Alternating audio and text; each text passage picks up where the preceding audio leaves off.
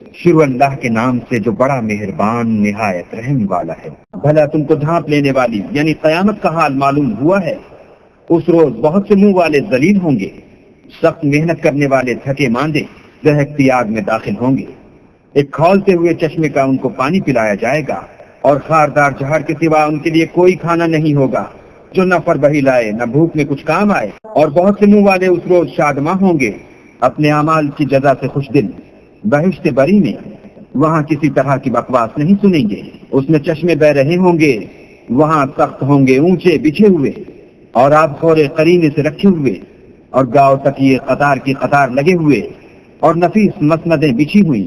یہ لوگ اونٹوں کی طرف نہیں دیکھتے کہ کیسے عجیب پیدا کیے گئے ہیں، اور آسمان کی طرف کہ کیسا بلند کیا گیا ہے، اور پہاڑوں کی طرف کہ کس طرح کھڑے کیے گئے ہیں، اور زمین کی طرف کہ کس طرح بچھائی گئی۔